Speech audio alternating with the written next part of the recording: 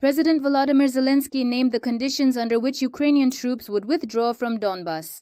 In an interview with Fox News, he stated that Ukraine cannot simply give up these territories and explained what kind of compromise might be possible regarding the Donetsk and Luhansk regions. Thus, the Ukrainian president explained that when it comes to the issue of the occupied territories, it's not about a referendum, not about parliament, and not about the president. We can't just leave from there.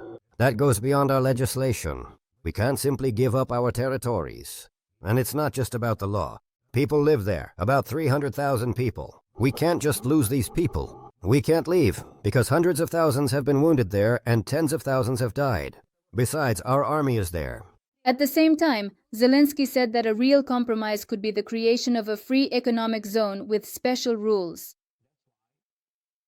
It's not just about the law, but also about the reality on the ground. That's why we proposed, as I see it, a compromise, the creation of a free economic zone. If we withdraw by several kilometers, then Russia must take reciprocal steps and also pull back its forces by several kilometers. Special rules will apply in such a free economic zone. Zelensky emphasized that Ukraine will only agree to such a solution if Ukrainian voters approve it in a referendum. Zelensky also believes that the war could end in 2026. The president stated that Russia mobilizes 43,000 people every month, but this year, for the first time, the size of the Russian army has stopped growing. That is why we believe that the war will end in 2026. Otherwise, Putin will have to mobilize people, and he does not want problems with his own people. Earlier, Zelensky stated that Ukrainians are striving for a just peace. Although 87% of Ukrainian citizens are in favor of peace, at the same time, 85% do not support the withdrawal of defense forces from Donbas. At the same time, Russia insists on the withdrawal of Ukrainian troops from the Donetsk and Luhansk regions, calling this a supposedly necessary condition for ending hostilities. Ukrainian President Volodymyr Zelensky is ready to meet with Vladimir Putin in any format. But it is important that the actions and words of the Russian leader match. Zelensky said this during an online briefing. He noted that it seems a bit strange that Putin tells US President Donald Trump that he wants to end the war and that this is his desire, while at the same time stating in the media that he wants and is ready to continue the war. He strikes us with missiles, openly talks about it, rejoices at the destruction of civilian infrastructure, and gives orders to his generals where to go, what to capture.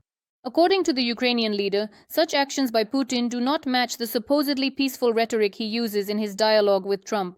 I told the US president that, in my opinion, all these messages have somewhat different natures. But once again, how to meet, in what format to negotiate, it doesn't matter to us. We are ready. What matters is that the actions and words of the Russian leader are consistent. Volodymyr Zelensky noted that Donald Trump discussed all 20 points of the peace plan with Putin. In turn, Trump told the president of Ukraine what Russia is allegedly willing to agree to. According to Fox News, President Zelensky and Putin may have their first phone conversation in 5 years. This decision was prompted by the meeting between the leaders of Ukraine and the United States. Media reports say that organizing direct telephone talks between the country's leaders would be a diplomatic victory for Trump. However, RBC Ukraine, citing a source in the Ukrainian leader's team, writes that wars are not ended over the phone. A conversation between President Volodymyr Zelensky and the Russian dictator Vladimir Putin is not being discussed at this time, but Ukraine is always ready for it, the source in the team stated. The last time the Ukrainian president and Vladimir Putin spoke was in July 2020. In August and September of 2024, there were opportunities for a conversation, but they disappeared when the Ukrainian armed forces entered the Kursk region. The Kremlin stated that a phone conversation between Putin and Trump will take place in the near future, while a conversation between Putin and Zelensky is not being discussed at this time.